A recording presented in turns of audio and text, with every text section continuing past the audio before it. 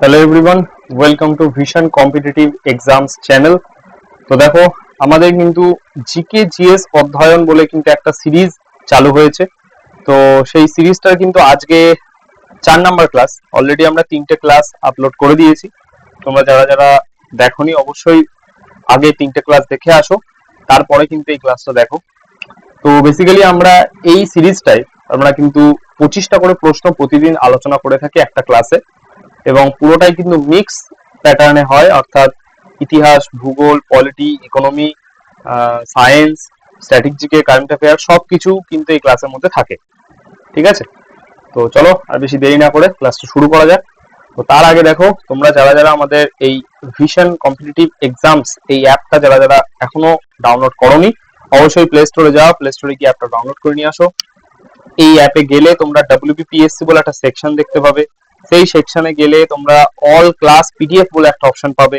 সেইখানে কিন্তু আমাদের ভিশন WBCS এবং ভিশন কম্পিটিটিভ এক্সামস এই চ্যানেলে যত ইউটিউব ক্লাস করানো হয়, সেই সমস্ত ক্লাসের যে পিডিএফ গুলো থাকে সেগুলো কিন্তু তোমরা সম্পূর্ণ বিনামূল্যে ডাউনলোড করে নিতে পারবে। তো আর বেশি দেরি না করে এই অ্যাপটি ডাউনলোড করে নিও। ঠিক আছে, তো চলো শুরু করা যাক আজকের ক্লাস। দেখো, ফার্স্ট কোশ্চেন, কত সালে ইস্ট ইন্ডিয়া কোম্পানি বাংলার দেওয়ানি লাভ করেছিল? অপশনস তোমাদের সামনে। এটা কিন্তু এসএসসি এমটিএস 2023-এ এসেছিল। তো রাইট অ্যান্সার হবে কিন্তু 1765 সালে।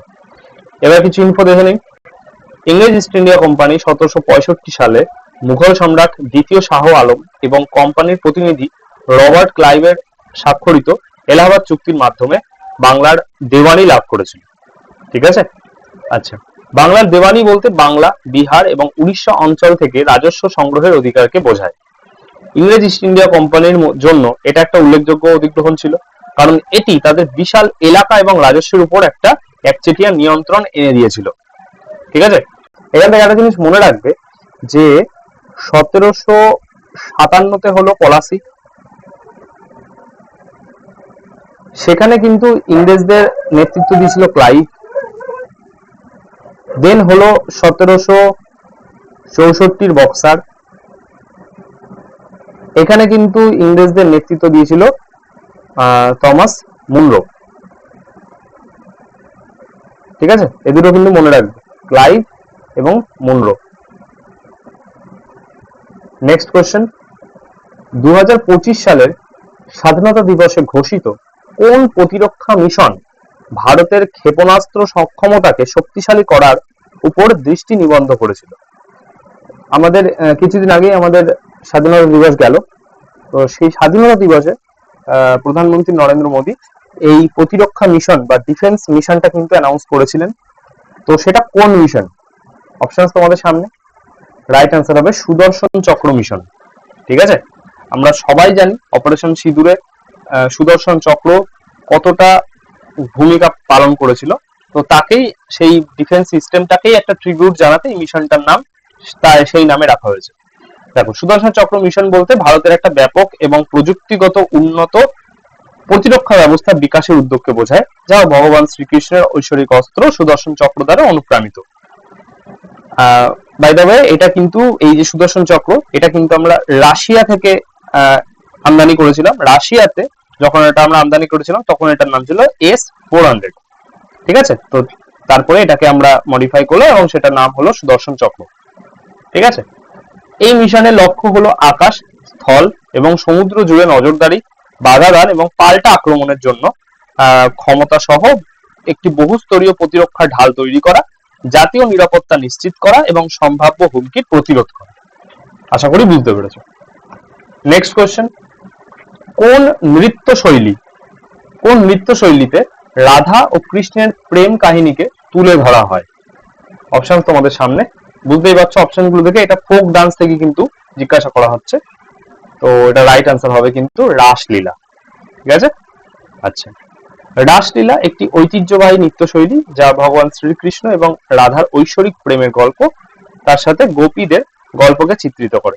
এটি উত্তরপ্রদেশের ব্রজ অঞ্চলে মথুরা, বৃন্দাবনে উদ্ভূত হয়েছিল, যা ভগবান শ্রীকৃষ্ণের জন্মস্থান হিসেবে বিবেচিত হয়। এটি জন্মাষ্টমী এবং হোলির মতো উৎসবের সময় ব্যাপকভাবে পরিবেশিত হয়, যা শ্রীকৃষ্ণের জীবন ও শিক্ষাকে উদযাপন করে। ঠিক আছে। আচ্ছা, এখানে যখন রাসলীলার কথা চলেই এসছে, তখন আমাদের পশ্চিমবঙ্গের যদি জিওগ্রাফি আমরা পড়ি, পশ্চিমবঙ্গ জিওগ্রাফির ক্ষেত্রে কিন্তু আমাদের পশ্চিমবঙ্গ রিলেটেড যা যা ইনফো আছে আমাদের কিন্তু সব কটা কিন্তু অ্যাজ এ চ্যাপ্টার হিসেবে আমাদের পড়তে হয়।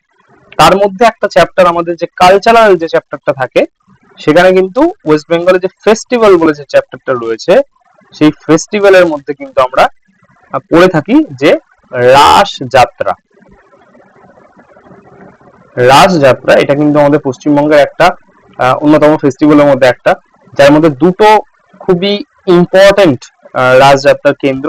একটা তো অবভিয়াসলি নদিয়া, নদিয়া সেটা কৃষ্ণনগর এবং শান্তিপুর দুই জায়গায়, এবং আরেকটা হচ্ছে কোচবিহার, তো কোচবিহারও কিন্তু সেম। ঠিক আছে, তো এগুলো কিন্তু অবশ্যই মনে রাখবে। নেক্সট কোশ্চেন দেখো, কার সময়ে কৈবর্ত বিদ্রোহ হয়েছিল? অপশন তোমাদের সামনে, এটা অপশন দেখেই বুঝতে পারছো এটা কিন্তু পাল বংশের টাইমে হয়েছিল। তো এটা রাইট আনসার হবে কিন্তু দ্বিতীয় মহিপাল। দ্বিতীয় মহিপালের আমলে কিন্তু এই দিব্য বা দিব্যক সে কিন্তু এই কৈবর্ত বিদ্রোহটা শুরু করেছিল। আচ্ছা, কিছু ইনফো আমরা এখানে জেনে নিই।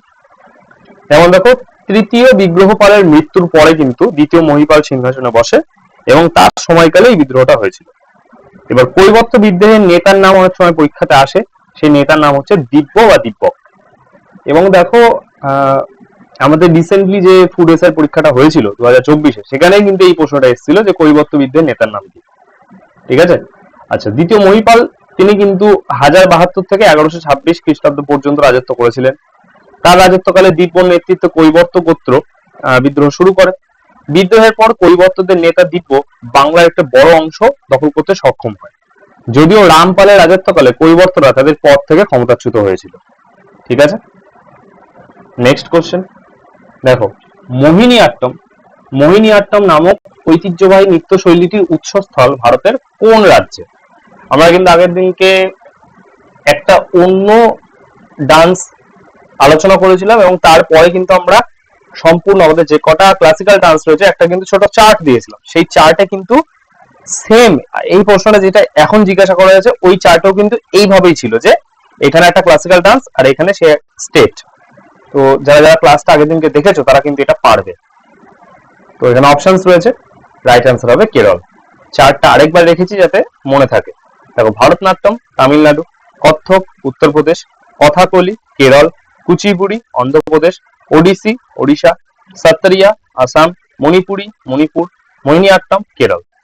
দেখো, ওডিশা, মণিপুর, ঠিক আছে, এই দুটো নাম মনে রাখলেও চলে, কারণ নামের মধ্যে খুবই মিল, তো আলাদা করে মনে রাখার দরকার নেই। ঠিক আছে, তো বাকিগুলো একটুখানি মনে রাখবে। নেক্সট কোশ্চেন, 6 নম্বর কোশ্চেন দেখো, ভারতীয় সংবিধানের কোন ধারায় রাষ্ট্রপতির শপথ বা অনুমোদনের কথা বলা হয়েছে? অপশন তোমাদের সামনে, দেখো রাইট অ্যান্সার হবে 60, অর্থাৎ আর্টিকেল 60। আর্টিকেল 60-তে কিন্তু বলা হয়েছে রাষ্ট্রপতির ওথ সম্বন্ধে। এবার এখানে রাষ্ট্রপতি রিলেটেড কিছু আর্টিকেল কিন্তু রাখা হয়েছে। দেখো, 52-তে রাষ্ট্রপতি নিয়োগ সংক্রান্ত বা রাষ্ট্রপতি যে একজন থাকবে সেটা বলা হয়েছে, অর্থাৎ ইন্ট্রোডাকশনটা। 53-তে ইউনিয়নের কার্যনির্বাহী ক্ষমতা তাকে দেওয়া হয়েছে। 54-তে রাষ্ট্রপতি নির্বাচন সম্বন্ধে বলা হয়েছে। 55-তে নির্বাচনের পদ্ধতি অর্থাৎ ম্যানার নিয়ে বলা হয়েছে। এই টার্মটাই কিন্তু থাকে, manner of election of president. তো 55-তে মনে রাখবে এখানে দুটো 5 রয়েছে, এখানে কিন্তু দুটো এন রয়েছে, এইভাবে একটুখানি ট্রিক দিয়ে মনে রাখবে। 56-তে রাষ্ট্রপতির পদের মেয়াদ। 57-তে পুনর্নির্বাচনের যোগ্যতা। 58-তে নির্বাচনের যোগ্যতা। 59-এ রাষ্ট্রপতির কার্যালয়ের শর্তাবলী। 60-তে শপথ বা প্রতিশ্রুতি। 61-এ হচ্ছে অভিশংসন বা হচ্ছে ইমপিচমেন্ট। ঠিক আছে। 62-তে হচ্ছে রাষ্ট্রপতির পদে শূন্য পদ পূরণের জন্য নির্বাচন অনুষ্ঠানের সময়। এবং 65-তে হচ্ছে সহ রাষ্ট্রপতি হিসেবে কাজ করতে পারে তার কার্যাবলী সম্পাদন করতে। এবার একটা জিনিস দেখো, আমাদের কিন্তু আমাদের কিন্তু আর্টিকেল 60 এবং আর্টিকেল 61 এই দুটো কিন্তু আমাদের একটু গুলিয়ে যায়, যে কোনটাতে ওথ আছে আর কোনটাতে ইমপিচমেন্ট আছে। ঠিক আছে, তো এটা খুবই একটা ফানি এবং খুবই ইজি একটা ট্রিক আছে। দেখো 60, এই যে এখানে যে রয়েছে এটা ও এর মতো দেখতে, তো এটা ওথ। এবং 61 এর যে ওয়ানটা, এটা কিন্তু অনেকটা আই এর মতো দেখতে, এটা কিন্তু অনেকটা আই এর মতো দেখতে, তো সেখান থেকে আমরা ইমপিচমেন্টটা বলতে পারি। তো যাদের এই জিনিসটা গুলিয়ে যায় তারা কিন্তু এই ট্রিকটা কাজে লাগাতে পারে, যাদের মনে আছে তাদের ওয়েল এন্ড ফাইন, কোনো ব্যাপার না। নেক্সট কোশ্চেন, কে রাজস্থানের রাধা নামে পরিচিত? এই প্রশ্নটা খুব ইম্পর্টেন্ট এবং আমি ইচ্ছা করি পরীক্ষার নামটা রাখিনি, যাতে একটা ইউনিক কোশ্চেন তোমরা সার্চ করো যে এই প্রশ্নটা কোন পরীক্ষায় এসেছিল। অপশনস তোমাদের সামনে, রাইট আনসার হবে মীরাবাই। দেখো, মীরাবাইকে বলা হয় রাজস্থানের রাধা, তার গুরুর নাম ছিল রায়দাস।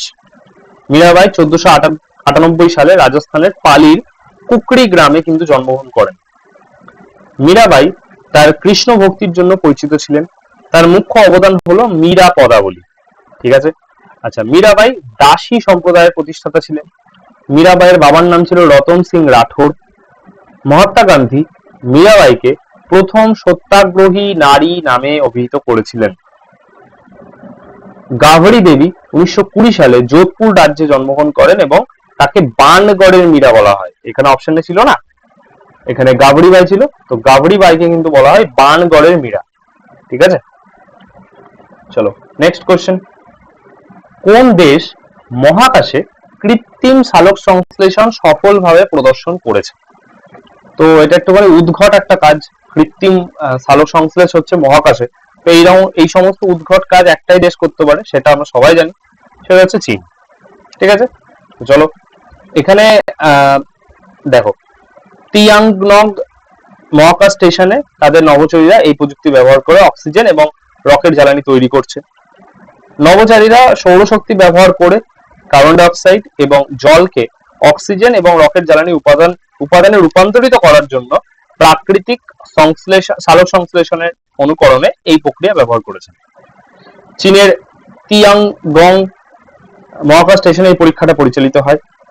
এই অগ্রগতিকে মহাকাশ অনুসন্ধানে একটা বড় পদক্ষেপ, নিঃসন্দেহে একটা বড় পদক্ষেপ। ঠিক আছে, এবং এটি ভবিষ্যতের মিশনগুলিকে মহাকাশে প্রয়োজনীয় সম্পদ তৈরিতে সক্ষম করতে পারে। নেক্সট কোশ্চেন দেখো, রাইবোজোমগুলি কোন প্রক্রিয়ার কার্যস্থল? রাইবোজোম কোন প্রক্রিয়ার কার্যস্থল? অপশন তোমাদের সামনে, রাইট অ্যান্সার হবে প্রোটিন সংশ্লেষ। প্রোটিন সংশ্লেষ কিন্তু রাইবোজোম করে। দেখো, রাইবোজোম হলো সাইটোপ্লাজমে উপস্থিত পর্দাবৃত দানাযুক্ত কাঠামো। রাইবোনিউক্লিক অ্যাসিড অর্থাৎ আরএনএ এবং প্রোটিনের সমন্বয়ে গঠিত এই রাইবোজোম। প্রথমবার 1953 সালে জর্জ প্যালেড একটি বৈদ্যুতিন অণুবীক্ষণ যন্ত্রে ঘন কণা হিসেবে রাইবোজোম কিন্তু প্রথমবার পর্যবেক্ষণ করেছিলেন। রাইবোজোমে প্রোটিন সংশ্লেষিত হয় এবং এই কারণে একে কোষের প্রোটিন কারখানা বলা হয়। ঠিক আছে, ফ্যাক্টরি অফ সেল এই টার্মটাই কিন্তু থাকে। রাইবোজোমকে এটাই কিন্তু বলা হয় যে প্রোটিন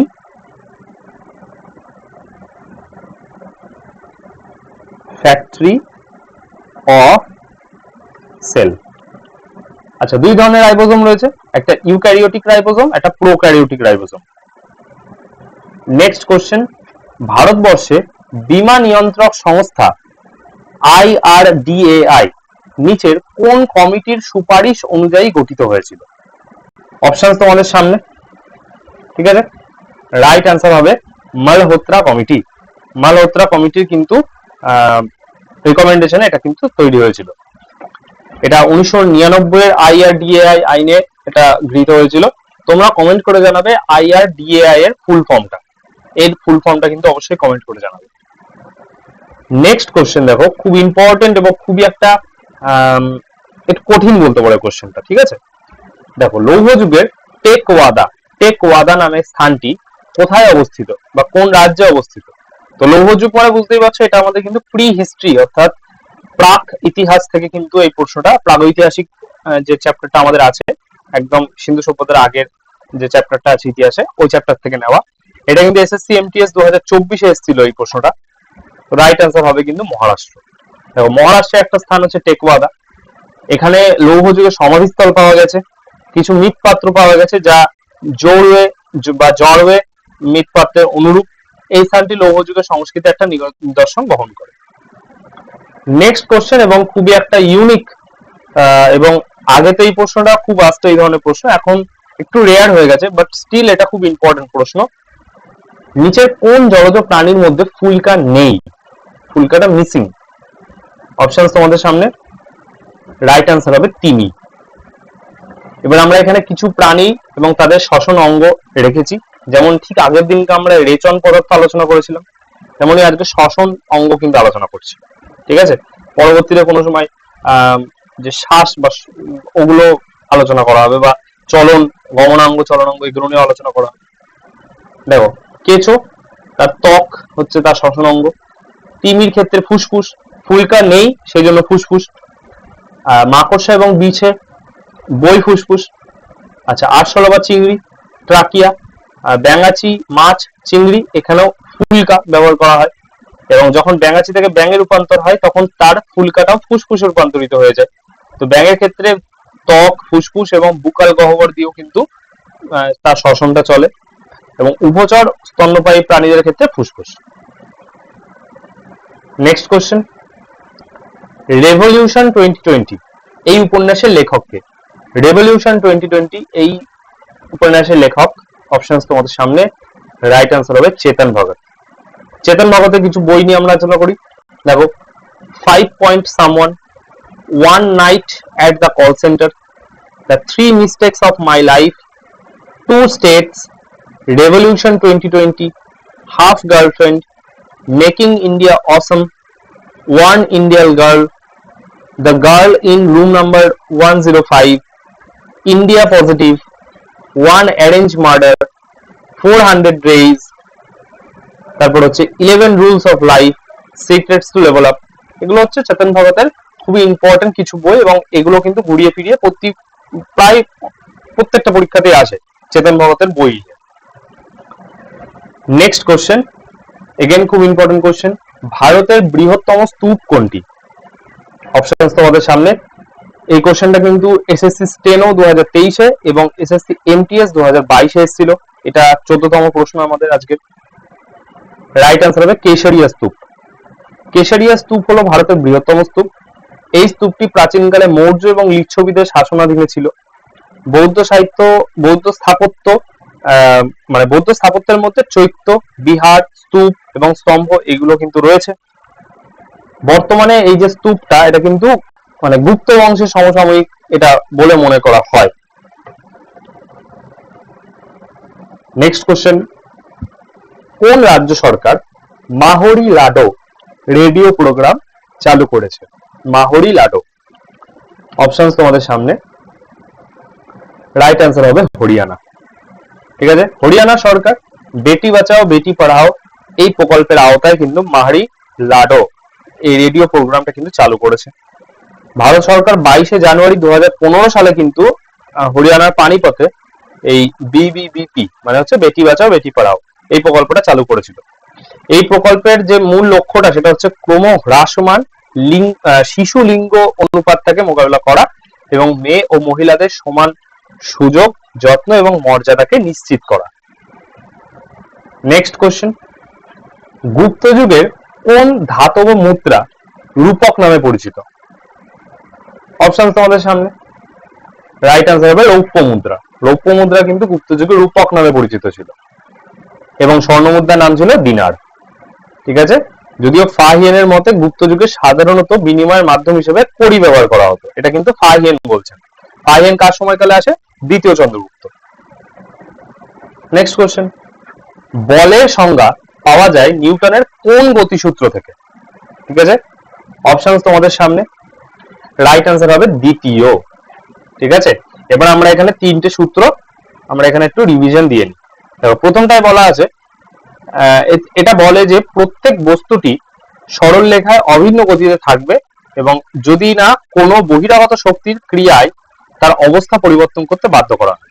ঠিক আছে, যদি কোনো একটা বস্তুকে একটা একই গতিতে ছেড়ে দেওয়া হয়, তাহলে যদি সে বাধা না পায় তাহলে সে একদম মানে কি বলবো, চলতেই থাকবে, তার অবস্থার কোনো পরিবর্তন হবে না।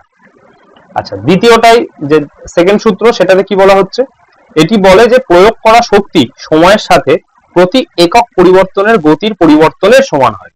ঠিক আছে, অর্থাৎ বল সমান সমান ভর ইনটু ত্বরণ, এটা শক্তির সূত্রও দেয়। অর্থাৎ এখানে যদি বলের বদলে যদি বলে শক্তির সংজ্ঞা পাওয়া যায় নিউটনের কোন গতিসূত্র থেকে, সেটাও কিন্তু এই সেকেন্ডটাই হবে। আর তৃতীয় গতিসূত্র কি বলছে, এটি বলে যে প্রত্যেকটা ক্রিয়ার জন্য একটি সমান এবং বিপরীতমুখী প্রতিক্রিয়াও রয়েছে। ঠিক আছে, তো এই চারটা খুব ইম্পর্টেন্ট, একটু দেখে নেবে। নেক্সট কোশ্চেন দেখো, কৃষি ঋণ ক্ষেত্রে শীর্ষ ব্যাংক কোনটি? কৃষি ঋণ ক্ষেত্রে বলছে কিন্তু, ঠিক আছে। অপশন তোমাদের সামনে, রাইট অ্যান্সার হবে নাবার্ড। নাবার্ড প্রতিষ্ঠা হয়েছিল কিন্তু 12ই জুলাই 1982-তে, যার সদর দপ্তর হচ্ছে মুম্বাই। বর্তমান যে সভাপতি সেটা হচ্ছে সাজি কে রি। একটা জিনিস মনে রাখবে, দেখো এখানে এখানে এগেন একটা ট্রিক, দেখো নাবার্ড অর্থাৎ 1 2 3 4 5 6 ছটা ওয়ার্ড আছে। মনে রাখবে নাবার্ড কিন্তু 5 ইয়ার প্ল্যানে কিন্তু ইন্ট্রোডিউস করা হয়েছিল। এটা একটা খুবই ইজি ট্রিক, এটা আমিও ইউজ করি। সেটা হচ্ছে ছটা ওয়ার্ড আছে, তাই জন্য 6 নাম্বার 5 ইয়ার প্ল্যানে কিন্তু এটা হয়েছিল, এস্টাবলিশ হয়েছিল। নেক্সট কোশ্চেন দেখো, তার প্রথম স্মৃতিকথা দ্য লাকি ওয়ান্স এর জন্য কে 2025 সালে শক্তি ভট্ট পুরস্কার জিতেছেন? এটা এগেন একটা কারেন্ট অ্যাফেয়ার্স এর প্রশ্ন, যে রিসেন্টলি কে শক্তি ভট্ট পুরস্কার পেয়েছেন দ্য লাকি ওয়ান্স এর জন্য। অপশন তোমাদের সামনে, রাইট অ্যান্সার হবে জারা চৌধুরী। দেখো 2002-এ গুজরাট দাঙ্গা থেকে বেঁচে যাওয়া সম্পর্কে তার স্মৃতিকথা দ্য লাকি ওয়ান্স এর জন্য 2025 সালে এই পুরস্কারটা তিনি পেলেন। তিনি এই পুরস্কারের সাথে 2 লক্ষ টাকা নগদ পুরস্কার পান। এই বছরেই শেষ শক্তি ভট্ট পুরস্কার দেওয়া হয়, যা 2008 সালে প্রকাশক শক্তি ভট্টের স্মরণে কিন্তু এটা শুরু হয়েছিল। এই পুরস্কার ভারত, বাংলাদেশ, পাকিস্তান, শ্রীলঙ্কার মতো দেশগুলির দক্ষিণ এশীয় সাহিত্যকে সম্মানিত করে, যারা স্বাধীন এবং কর্পোরেট স্পন্সরশিপ থেকে মুক্ত ছিল, স্বাধীনভাবে যারা লেখালেখি করতেন। নেক্সট কোশ্চেন, তিলাইয়া বাঁধ কোন নদীর উপর নির্মিত? এটা এগেন খুবই খুবই রিসেন্ট একটা পরীক্ষাতে এসেছিল, সেটা হচ্ছে বিহার পুলিশ কনস্টেবল 2025-এ। তো তিলাইয়া বাঁধ কোন নদীর উপর অবস্থিত?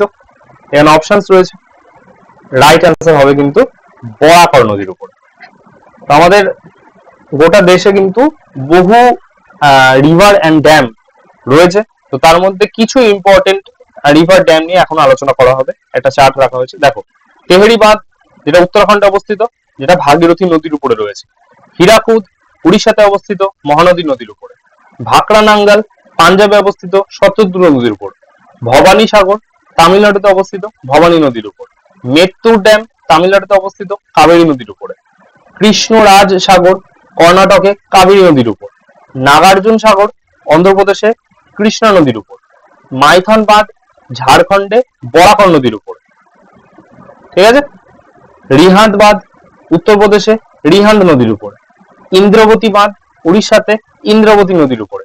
গান্ধী সাগর বাঁধ মধ্যপ্রদেশের, চম্বল নদীর উপরে।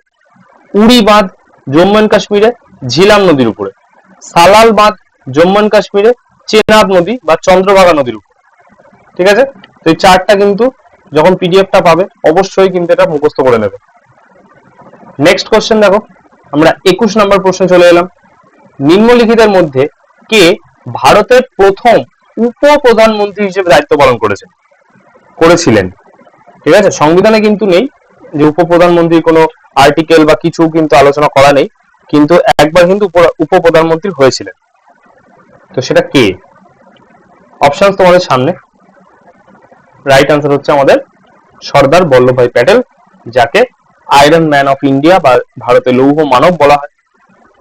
দেখো সর্দার বল্লভভাই প্যাটেল 1947 সালের 15ই আগস্ট থেকে 1950 সালের 15ই ডিসেম্বর পর্যন্ত কিন্তু ভারতের উপপ্রধানমন্ত্রী হিসেবে দায়িত্ব পালন করেছিলেন। তিনি স্বাধীন ভারতের প্রথম স্বরাষ্ট্রমন্ত্রীও ছিলেন এবং দেশীয় রাজ্যগুলিকে ভারতীয় ইউনিয়নে অন্তর্ভুক্ত করার জন্য তার গুরুত্বপূর্ণ ভূমিকা রয়েছে। ঠিক আছে, আচ্ছা তার দৃঢ় নেতৃত্ব ও দেশকে একত্রিত করার দৃঢ় সংকল্পের কারণে সর্দার প্যাটেলকে প্রায়শই ভারতের লৌহ মানব বলা হয়। তিনি ভারতের জাতীয় কংগ্রেসের একজন প্রবীণ নেতা ছিলেন এবং ভারতের স্বাধীনতা আন্দোলনের সময় মহাত্মা গান্ধীর একজন ঘনিষ্ঠ অনুরাগী ছিলেন। আচ্ছা, সর্দার বল্লভভাই প্যাটেল কিন্তু আরো একটা আন্দোলন বা আরো একটা সত্যাগ্রহের সাথে কিন্তু যুক্ত ছিলেন, যেটাকে বলা হয় বারদৌলি সত্যাগ্রহ।